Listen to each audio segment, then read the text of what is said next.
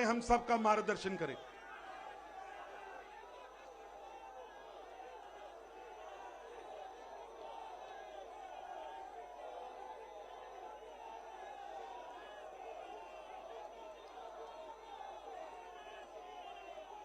भारत माता की, भारत माता की, भारत माता की।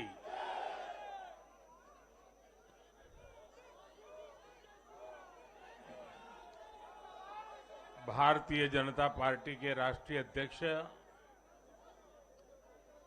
श्रीमान जेपी नड्डा जी, हमारे वरिष्ठ साथी श्री राजनाथ जी, श्री अमित भाई,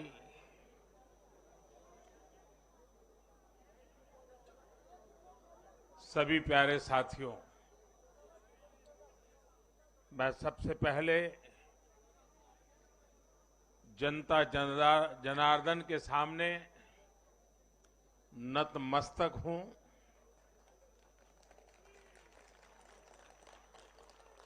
जनता जनार्दन का आशीर्वाद अभिभूत करने वाला है।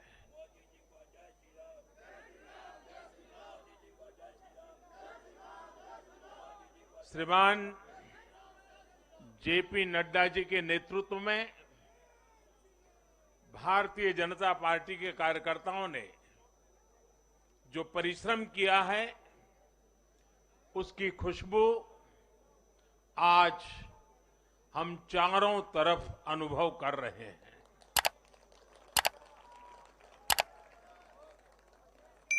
जहां भारतीय जनता पार्टी प्रत्यक्ष नहीं जीती, वहां भाजपा का वोट शेयर भाजपा के प्रति स्नेह का साक्षी है। मैं गुजरात और हिमाचल और दिल्ली और जनता का बहुत विनम्र भाव से आभार व्यक्त करता हूं। भाजपा के प्रति ये स्नेह देश के अलग अलग राज्यों के उपचुनाव में भी दिख रहा है। यूपी के रामपुर में भाजपा को जीत हासिल हुई है।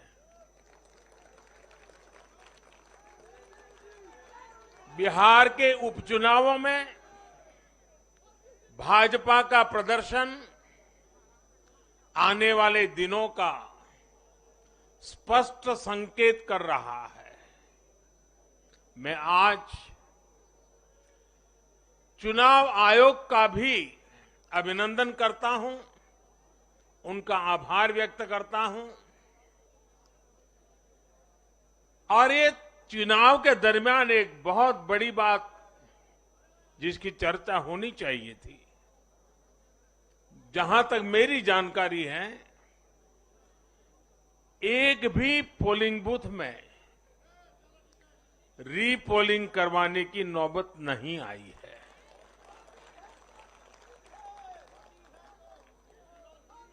मतलब कि सुख और शांतिपूर्ण रूप से लोकतंत्र की भावनाओं को पूरी तरह लेटर एंड स्पिरिट में स्वीकार करते हुए मतदाताओं ने लोकतंत्र के उस उत्सव को बहुत बड़ी ताकत दी है।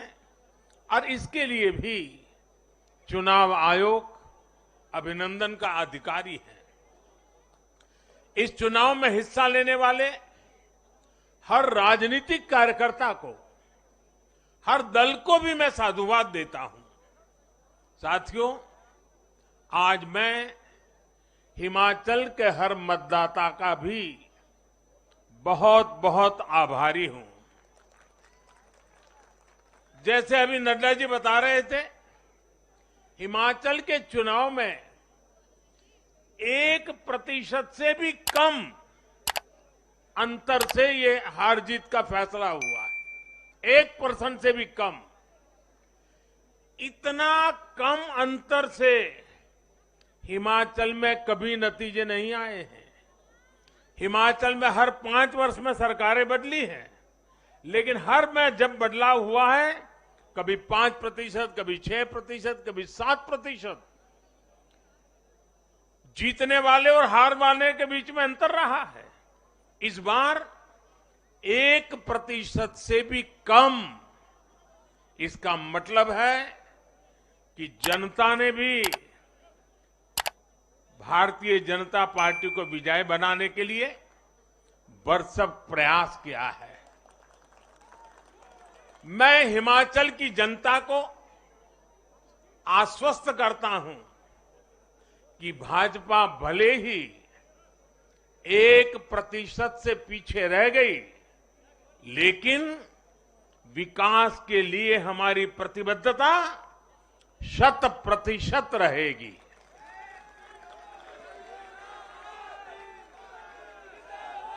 हिमाचल से जुड़े हर विषय को हम पूरी मजबूती से उठाएंगे और केंद्र सरकार के द्वारा हिमाचल की प्रगति का जो उसका हक है, उसमें भी कभी हम कमी नहीं आने देंगे।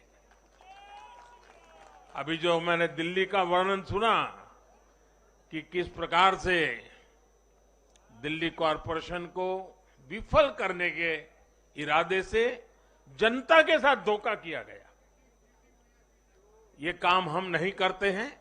हम हिमाचल की प्रगति के लिए भी भारत सरकार की प्रतिबद्धता वैसी ही बनी रहेगी। साथियों, बीजेपी को मिला जन समर्थन इसलिए भी महत्वपूर्ण है क्योंकि ये ऐसे समय में आया है जब भारत अमृत काल में प्रवेश कर चुका है। ये दिखाता है कि आने वाले 25 साल सिर्फ और सिर्फ विकास की राजनीति के ही है।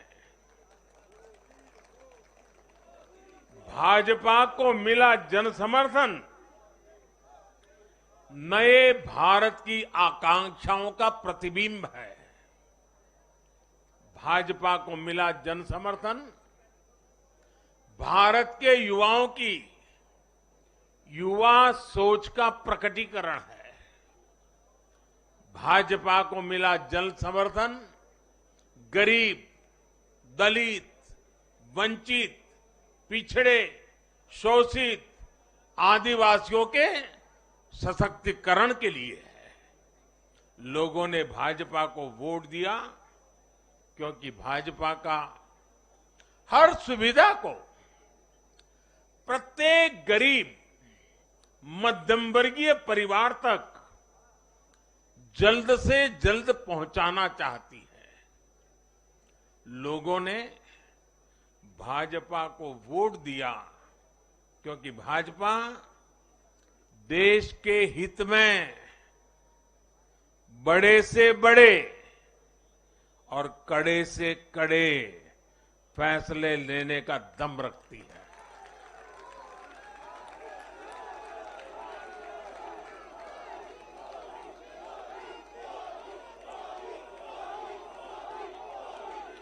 भाजपा का बढ़ता जन समर्थन ये दिखाता है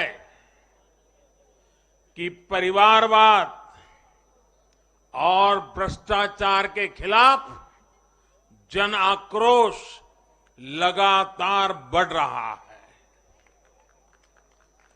और मैं इस बात को स्वस्थ लोकतंत्र के लिए एक शुभ संकेत के रूप में देखता हूं। और साथियों, इस बार वाकई गुजरात ने तो कमाल ही कर दिया है।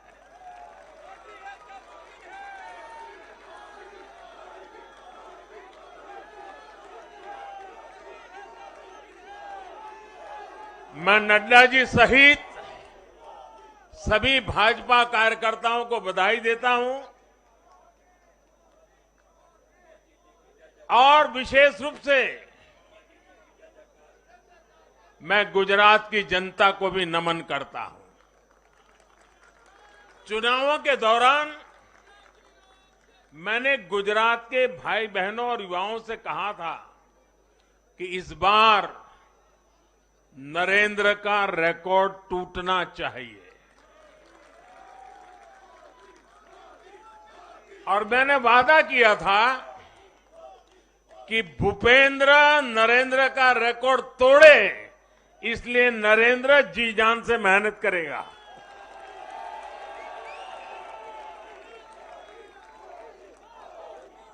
और गुजरात की जनता ने तो रिकॉर्ड तोड़ने में भी रिकॉर्ड कर दिया।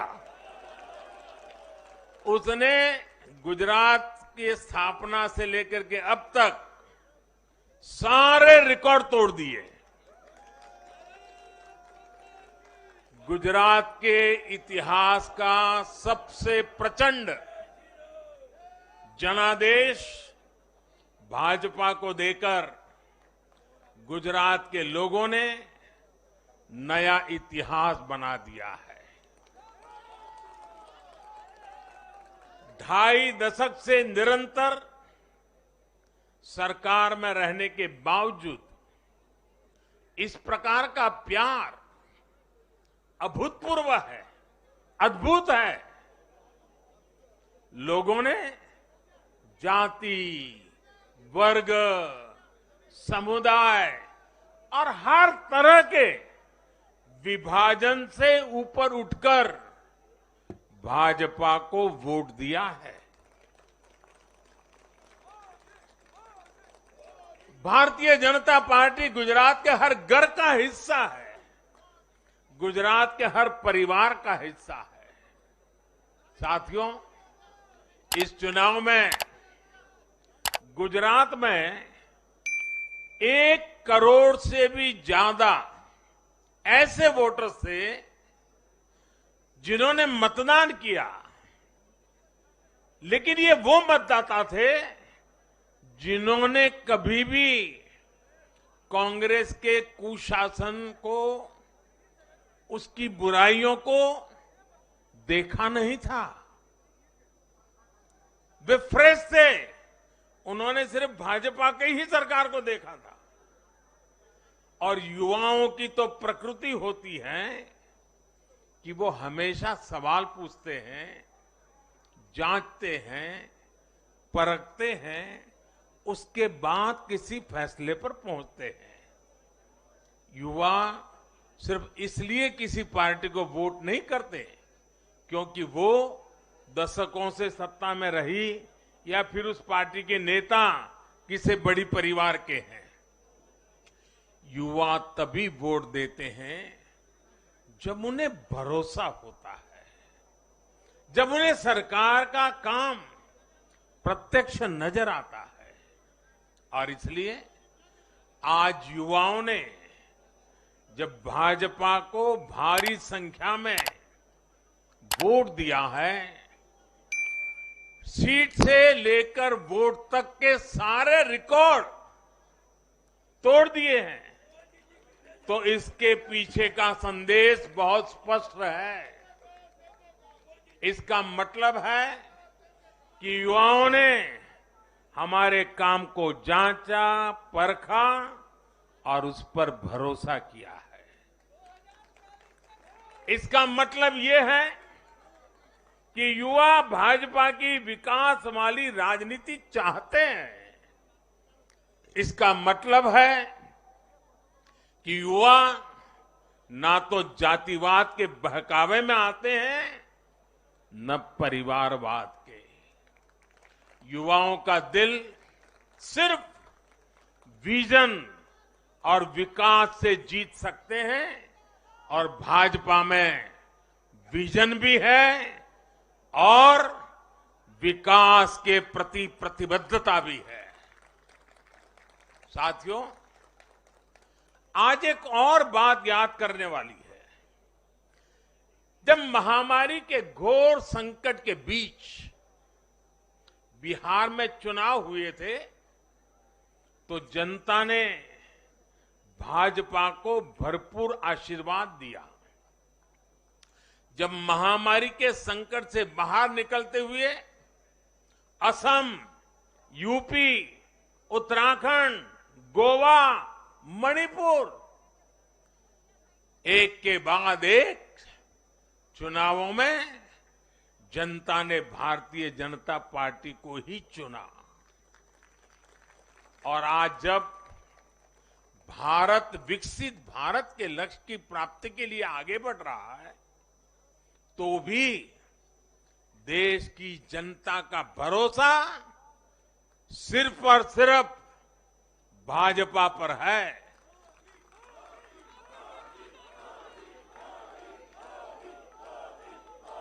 मैं बड़े बड़े एक्सपर्ट्स को भी ये याद दिलाना चाहता हूं कि गुजरात के इस चुनाव में भाजपा का आह्वान था विकसित गुजरात से विकसित भारत का निर्माण। गुजरात के नतीजों ने सिद्ध किया है कि सामान्य मानवी में विकसित भारत के लिए कितनी प्रबल आकांक्षा है। संदेश साफ है, जब देश के सामने कोई चुनौती होती है तो देश की जनता का भरोसा भाजपा पर होता है। जब देश पर कोई संकट आता है तो देश की जनता का भरोसा भाजपा पर होता है। जब देश बड़े लक्ष्य तय करता है तो उनकी प्राप्ति के लिए देशवासियों का भरोसा भाजपा पर होता है। जब देश की आकांक्षाएं चरम पर होती हैं तो भी उनकी पूर्ति के लिए देश की जनता का भरोसा भाजपा पर ही होता है। साथियों, भाजपा के आज हम जहां पहुंचे हैं, राज्यों में हो, स्थानीय स्वराज्य की निकायों में हो या केंद्र में हो, ये ऐसे ही नहीं पहुंचे हैं। 5 पीढ़ियां जनसंघ के जमाने से तपस्या करते हुए परिवार के परिवारों खपते रहे, तब जाकर के ये दल बना है, तब जाकर के हम यहां पहुंचे हैं।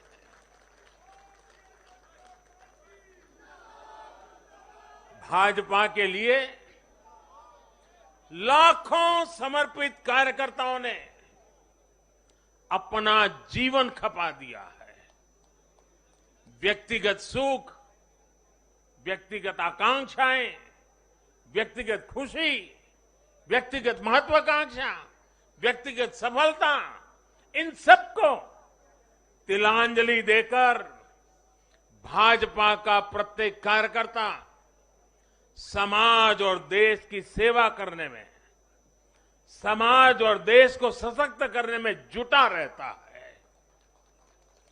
हम विचार पर भी बल देते हैं और व्यवस्था को भी सबल बनाते रहते हैं। भाजपा अपने कार्यकर्ताओं की अथाह संगठन शक्ति पर भरोसा करके ही अपनी रणनीति बनाती है और सफल भी होती है। उतार चढ़ाव भाजपा के राजनीतिक जीवन में भी आए हैं, लेकिन हमने आदर्शों और मूल्यों पर अड़िग रहकर दिखाया है। साथियों, पिछले 8 वर्षों में देश में एक और बहुत बड़ा बदलाव अनुभव किया गया है। ये बदलाव कार्य का भी है, कार्यशैली का भी है। भाजपा की सरकारें भी कार्य को छोटा नहीं समझती। हम मानते हैं हर काम बड़े लक्ष्यों की प्राप्ति का माध्यम बनता है। इसलिए भाजपा की सरकारों ने गरीबों के लिए पक्के घर, शौचालय, गैस कनेक्शन, बिजली कनेक्शन, नल से जल, बैंक में खाते, मुफ्त इलाज, मुफ्त भोजन, इंटरनेट, ऐसी बेसिक सुविधाओं पर फोकस किया है। पहले की राजनीति में ये बहुत फैंसी विकास नहीं माना जाता था।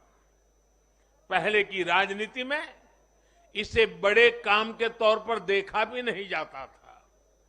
इसलिए आज जो भी सरकारी लाभ है वो हर व्यक्ति, हर क्षेत्र, हर वर्ग जो उसका हकदार है उस तक तेजी से पहुंचने के लिए ईमानदारी से प्रयास किया जाता है। पूरा का पूरा पहुंचे, इसके लिए टेक्नोलॉजी का भी भरपूर उपयोग किया जाता है। किस क्षेत्र, किस वर्ग, किस समुदाय में कितने वोट हैं, इस आधार पर न हम देश चलाते हैं, न राज्य चलाते हैं, न सरकारें चलाते हैं। और हमें आज इस बदली हुई राजनीति के सकारात्मक नतीजे भी देखने को मिल रहे हैं। आज बड़े बड़े एक्सपर्ट भी ये कह रहे हैं कि भारत में गरीबी कम हो रही है। साथियों, देश ने पिछले 8 वर्षों में गरीब को सशक्त करने के साथ ही गरीब तक मूलभूत सुविधाएं पहुंचाने के साथ ही आधुनिक इंफ्रास्ट्रक्चर पर भी फोकस किया है। रोड हो, रेल हो, एयरपोर्ट हो, टनल्स हो, सोलर पावर प्लांट हो, स्टेडियम हो, ऑप्टिकल फाइबर नेटवर्क हो, जो भी हो सबसे उत्तम हो, सबसे श्रेष्ठ हो, ये आकांक्षा लेकर आज भारत चल रहा है। और साथियों, मैं एक और बात आपको याद दिलाना चाहूंगा। हम सिर्फ घोषणा करने के लिए घोषणा नहीं करते, हम राष्ट्र निर्माण के व्यापक मिशन के लिए निकले हुए लोग हैं। इसलिए सिर्फ 5 वर्ष के राजनीतिक नफा नुकसान को देखते हुए हम कोई भी घोषणा नहीं करते। हमारी हर घोषणा के पीछे एक दूरगामी लक्ष्य होता है, एक रोड मैप होता है। ये बात स्पष्ट है कि देश आज शॉर्टकट नहीं चाहता। देश का मतदाता आज इतना जागरूक है कि क्या उसके हित में है, क्या उसके अहित में है, वो अच्छी तरह जानता है। देश का वोटर जानता है कि शॉर्टकट की राजनीति का कितना बड़ा नुकसान देश को उठाना पड़ेगा। आज देश में कोई संशय नहीं कि अगर देश रहेगा, देश समृद्ध होगा, तो सबकी समृद्धि तय है।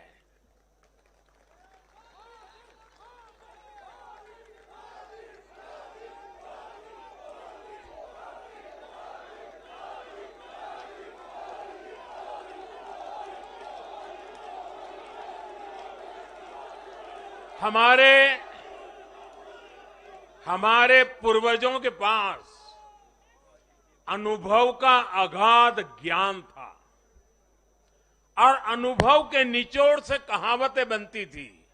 और हमारे यहां हमारे पूर्वजों ने हमें विरासत में दी हुई एक कहावत है, आमदनी अठन्नी और खर्चा रुपया। अगर ये वाला हिसाब रहेगा तो क्या स्थिति होगी, ये हम दुनिया में हमारे अड़ोस पड़ोस में आज भली भांति देख रहे हैं। और इसलिए आज देश बहुत सतर्क है। देश के हर राजनीतिक दल को ये याद रखना होगा कि चुनावी हथकंडों से किसी का भला नहीं हो सकता। साथियों, आज के जनादेश में एक और संदेश है। समाज के बीच दूरियां बढ़ाकर राष्ट्र के सामने नई चुनौतियां खड़ी करके जो राजनीतिक दल तत्कालिक लाभ लेने की फिराक में रहते हैं, उन्हें देश की जनता, देश की युवा पीढ़ी देख भी रही है और समझ भी रही है।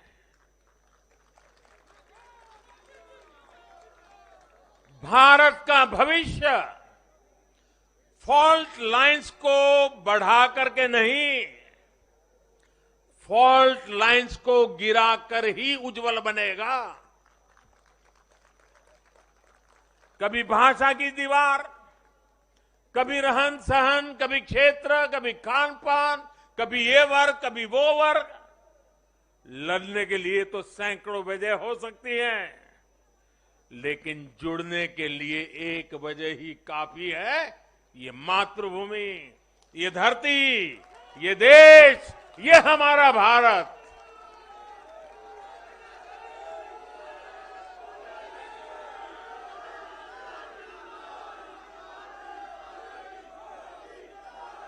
जीने के लिए और मरने के लिए इससे बड़ी वजह कोई और नहीं हो सकती।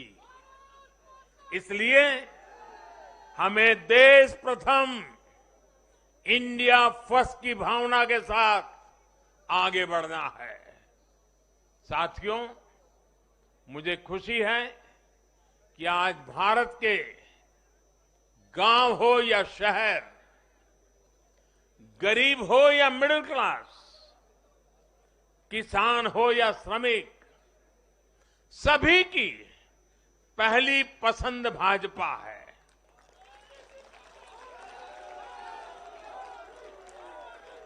भाजपा को गुजरात के आदिवासी क्षेत्रों का भी अभूतपूर्व आशीर्वाद मिला है। और मुझे अभी जो जानकारी बताई गई, एससी एसटी की गुजरात में करीब 40 सीटें आरक्षित है। 40 में से 34 सीटें थंबिंग मेजोरिटी से भारतीय जनता पार्टी जीती है।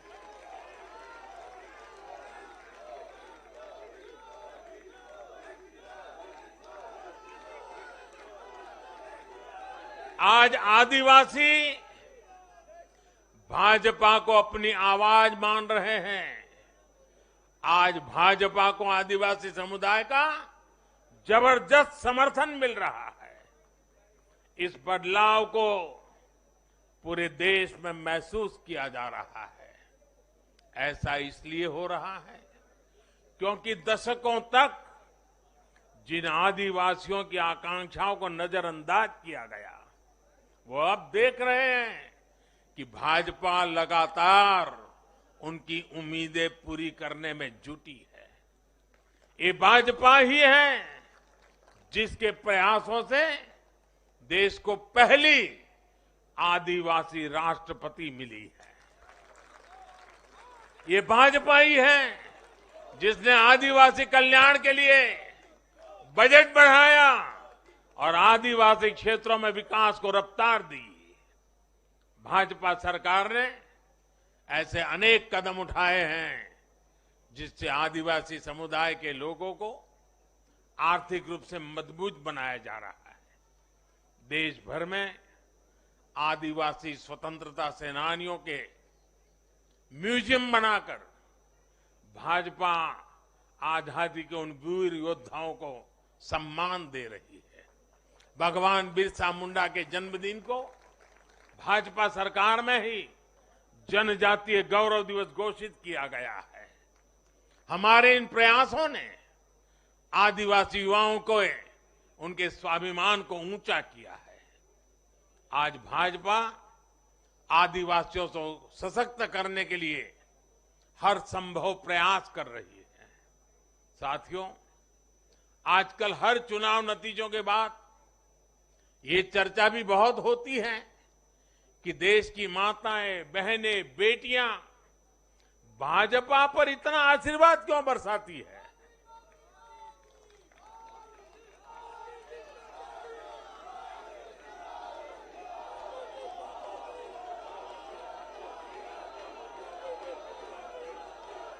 अगर कोई ईमानदारी से आत्मचिंतन करे तो ये पाएगा कि आजादी के बाद से पहली बार आज देश में एक ऐसी सरकार है जो महिलाओं की समस्याएं, उनकी चुनौतियां, उनकी आवश्यकताएं, उनकी आकांक्षाएं, उसे समझने का लगातार प्रयास कर रही है और उसके अनुसार काम की योजना बनाती है।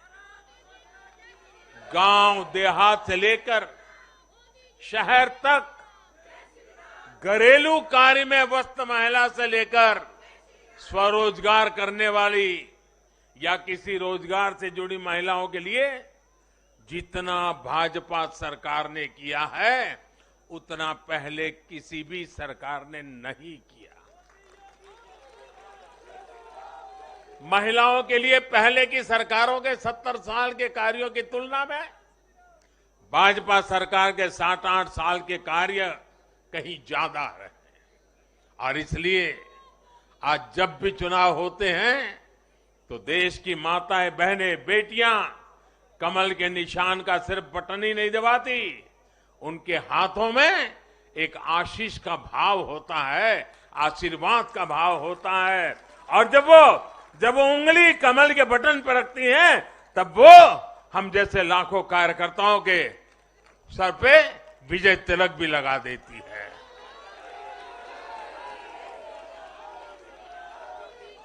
महिलाओं के मुद्दे भाजपा के लिए चुनावी मुद्दे नहीं है बल्कि भाजपा की हर योजना का वो प्राण तत्व है। महिलाओं का जीवन आसान बनाना हो, महिलाओं को ज्यादा से ज्यादा रोजगार के, स्वरोजगार के अवसर मुहैया कराना हो, ये भाजपा का कमिटमेंट है। मैं इसे अपनी सरकार का सौभाग्य मानता हूं कि हमें महिला सशक्तिकरण के लिए इतना कुछ करने का मौका देश की जनता ने दिया है। साथियों, आने वाला समय देश के लिए, हम सभी के लिए बहुत महत्वपूर्ण है। सबका साथ, सबका विकास, सबका विश्वास और सबका प्रयास, इस भावना पर आगे बढ़ते हुए हमें विकसित भारत के लिए काम करना है। हमें मिलकर एक दूसरे के साथ काम करना है। आइए, नागरिक के रूप में हम विकसित भारत के संकल्प के साथ जुड़े, विकसित भारत के इस अभियान से जुड़े और मैं फिर एक बार देश भर के लाखों कार्यकर्ताओं को 5-5 पीढ़ी की तपस्या को आगे बढ़ाने के लिए हृदय से धन्यवाद करता हूं, अभिनंदन करता हूं। मैं जनता जनार्दन को भी प्रणाम करता हूं। उनके निरंतर आशीर्वाद हमारे लिए नित्य नूतन ऊर्जा बन जाते हैं। ये निरंतर समर्थन हमें सात्विक भाव से, सेवा भाव से, समर्पण भाव से कार्य करने की शक्ति देता है।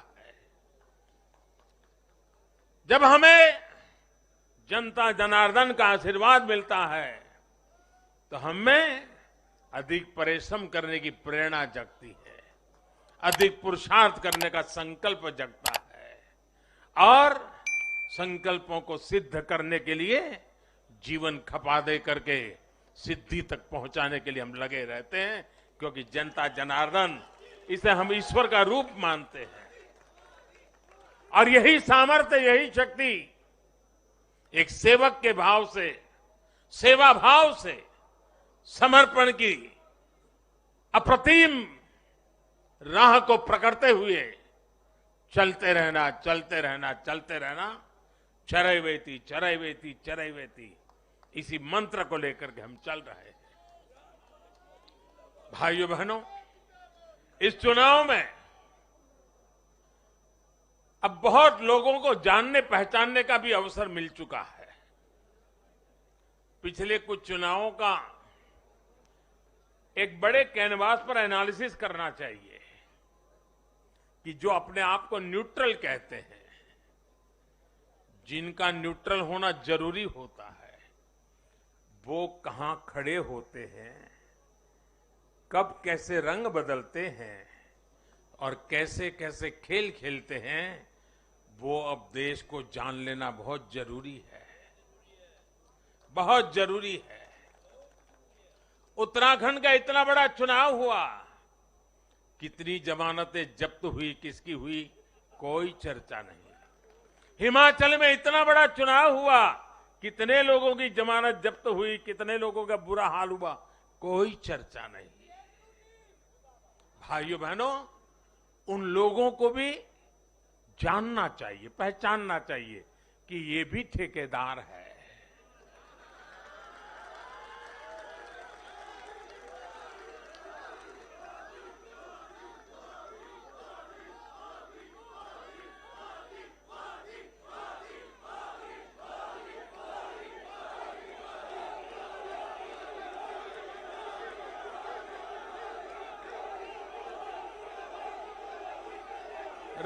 राजनीति में सेवा भाव से एक मूक सेवक की तरह काम करना, वो जैसे डिस्क्वालिफिकेशन माना जा रहा है। कि क्या नौबत आई है, ये कैसे नए मापदंड लगाए गए हैं। अब देखिए, मुझे खुशी हो रही है कि हमारे गुजरात के सीएम भूपेंद्र भाई पटेल करीब करीब 2 लाख वोटों से जीते हैं। असेंबली सीट पे लोकसभा में भी कोई 2 लाख से जीते तो बहुत बड़ी बात मानी जाती है। असेंबली में करीब करीब 2 लाख वोट से जीतना, लेकिन ठेकेदारों का, उनका तराजू कुछ और है। और इसलिए भाइयों बहनों, हमें निरंतर विपरीत इन जुल्मों के बीच में आगे बढ़ना है। हमें अपनी सहन शक्ति को बढ़ाना है, हमें अपनी समझ शक्ति को बढ़ाना है, और हमें हमारे सेवा भाव का विस्तार भी करना है, हमारे सेवा भाव की गहराई भी बढ़ानी है, और सेवा भाव से ही जीतना है। क्योंकि जो जहां बैठा है वो बदलने वाला नहीं है, उसका इरादा नेक नहीं है जी। और इसलिए हमारी कसौटी है, हर पल हमारी कसौटी है। और मैं तो कभी कभी मानता हूं, और खास करके 2002 के बाद मैं विशेष रूप से मानता हूं, शायद मेरे जीवन का कोई पल ऐसा नहीं गया, कोई कदम ऐसा नहीं रहा जिसकी धज्जियां न उड़ा दी गई हो, जिसकी आलोचना नहीं, धज्जियां उड़ा देना, बाल नोच लेना। लेकिन इसका मुझे बहुत फायदा हुआ, क्योंकि मैं हमेशा सतर्क रहा। हर इस प्रकार की बुरी प्रवृत्ति से कुछ न कुछ सकारात्मक खोजता रहा, खुद में बदलाव लाता रहा, सीखता गया, बढ़ता गया। और जिन लोगों को चारों तरफ से उछालने वाले लोग रहते हैं, कंधे पर बिठा करके नाचने वाले लोग रहते, उनसे सुधरने की भी संभावना नहीं होती है। वो तो जो है वहां से भी बिगड़ेंगे। और इसलिए आलोचनाओं ने भी हमें बहुत सिखाया है। हर आलोचना में से हमारे काम की चीज हमें खोजते रहना है, हमें अपनी शक्ति को बढ़ाते रहना है, और कठोर से कठोर झूठे आरोपों को सहने का सामर्थ्य भी बढ़ाना होगा साथियों, क्योंकि अब जुल्म बढ़ने वाला है। अब मान के चलिए, मुझ पर भी बढ़ने वाला है, आप सब पर भी बढ़ने वाला है, क्योंकि ये सहन नहीं कर पाएंगे, ये पचा नहीं पाएंगे। और उसका जवाब यही है, हमें अपनी सहन शक्ति बढ़ाना है, हमें अपनी समझदारी का विस्तार करना है, हमें अधिक से अधिक लोगों को समावेश करने की दिशा में अपने हाथ चौड़ा करके लोगों को स्वीकारना है, स्वागत करना है। सकारात्मक रास्ता, सेवा भाव का रास्ता, समर्पण का रास्ता, यही मार्ग हमने चुना है, वही मार्ग हमको यहां पहुंचाया है। और आगे भी हमारे पुरुषार्थ से, परिश्रम से देश की आकांक्षाओं वाला ये देश भी बनेगा। 2047 जब हिंदुस्तान आजादी के 100 साल मनाएगा, विकसित भारत हमारे नौजवानों के हाथ में हम देके जाएंगे। दोस्तों बोलिए भारत माता की, भारत माता की, भारत माता की। बहुत बहुत धन्यवाद। તો આપે ફાસ્ટ બોલેલી ન્યૂઝ યુટ્યુબ ચેનલને સબસ્ક્રાઇબ ના કર્યું હોય તો સબસ્ક્રાઇબ કરી બેલ આઇકોન દબાવશો, જેથી આપણને નવા અપડેટ તથા ન્યૂઝના નોટિફિકેશન તુરંત જોવા મળી જશે. ધન્યવાદ.